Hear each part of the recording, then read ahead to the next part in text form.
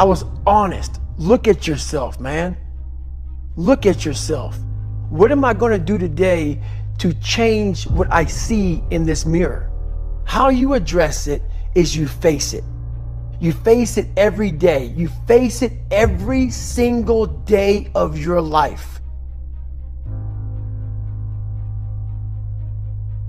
I believe that most human beings are only living at about 40% of their capability. And it's a survival mechanism. It protects us from pain and suffering. The second we feel that, our mind says, oh no, this isn't fun. We should back off. We should sit down, find something more comfortable. And there's something about the mind. The mind has the tactical advantage over you at all times. At all times of your life, the mind has a tactical advantage over you. Why is that? It knows what you're afraid of. It knows your insecurities. It knows your deep, dark lies. And it starts to push you away from that. It pushes you in a direction that is comfortable. The mind controls everything. So what I realized was that when I was growing up and I was 300 pounds and I got all fat and I got all insecure, I realized that my mind kept taking me in this direction. When things got uncomfortable for me, when I was facing my insecurities, when I was facing my fears, my mind said, oh no, we have the tactical advantage. We need to get you, separate you from this feeling. This feeling of your life's all about feelings. We want the happy feeling. We don't want that feeling of this sucks. Why am I here? And you don't have any, so you can't answer those questions, so you leave.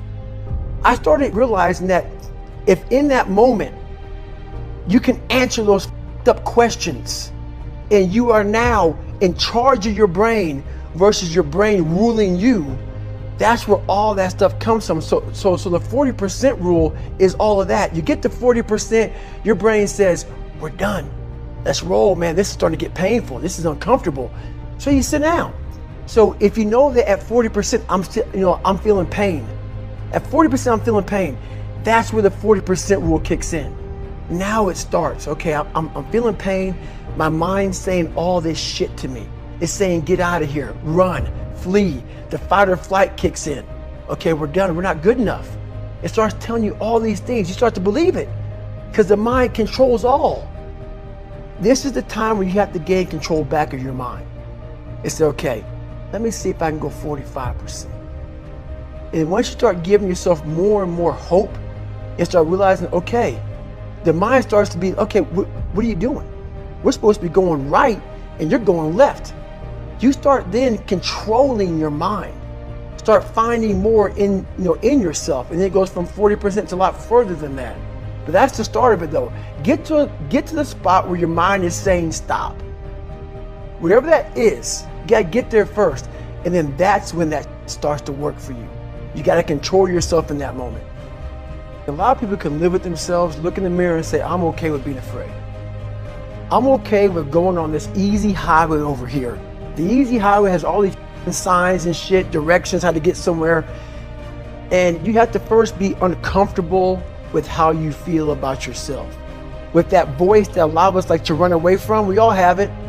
We all have that voice that's saying, hey man, you're kind of wimping out right now. You're kind of being a little punk right now. But a lot of us say, okay, that's okay. It's okay to tell these little white lies to ourselves. So we first have to face the real you. You have to face that in that dark room. In that dark room is who you are. But in that dark room is where you have to create another human being that walks out of that dark room to face who you are.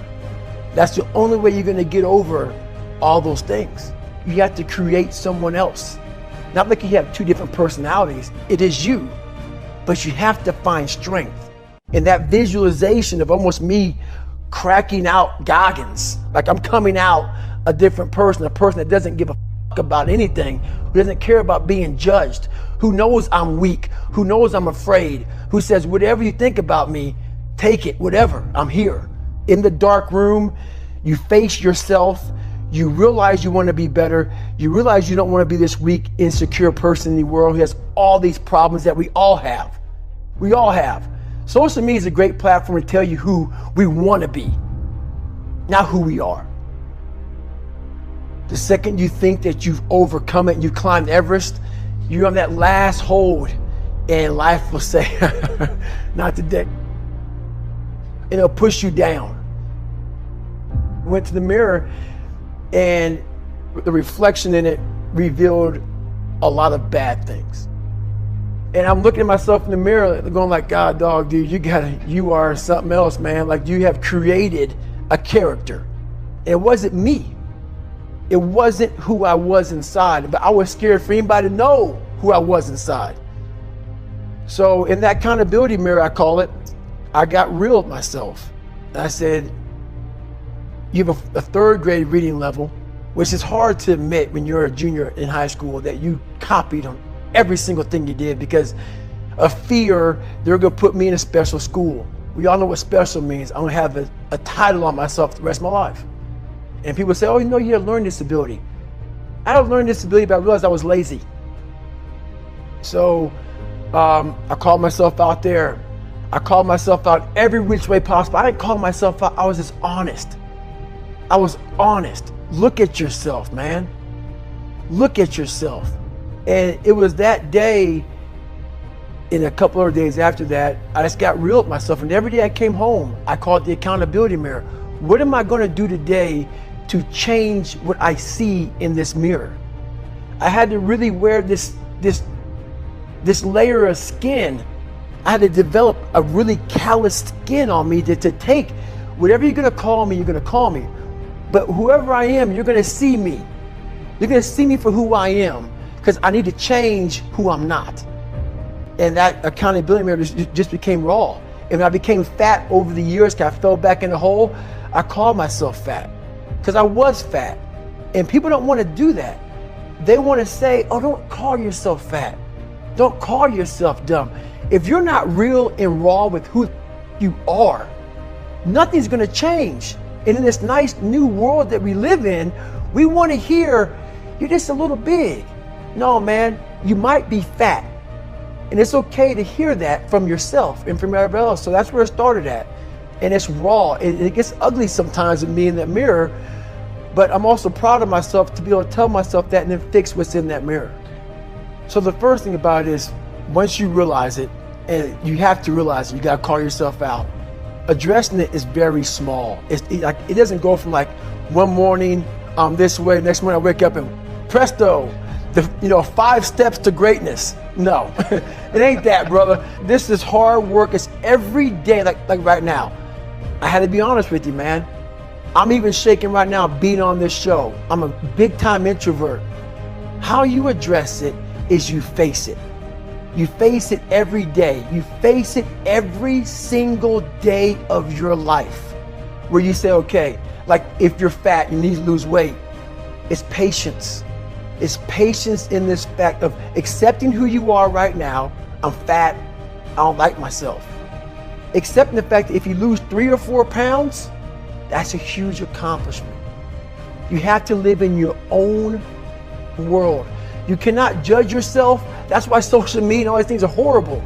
You can't judge yourself off of the so-called competition that we have made up in our mind. The things that, how people look, how people act, how smart someone is. This is a race that you run completely alone. And you're all by yourself. I had tons of sticky notes all over my mirror. It wasn't like, be better than John or be as fast as whoever. Okay, David, yesterday you did this. Today, our next goal for the week is this. So I had a year goal, weekly goals, daily goals, hourly goals. I figured out these ways of total accountability. Are you accountable for what you're doing? Are you accountable? And I mean to the T for what you're saying. I am.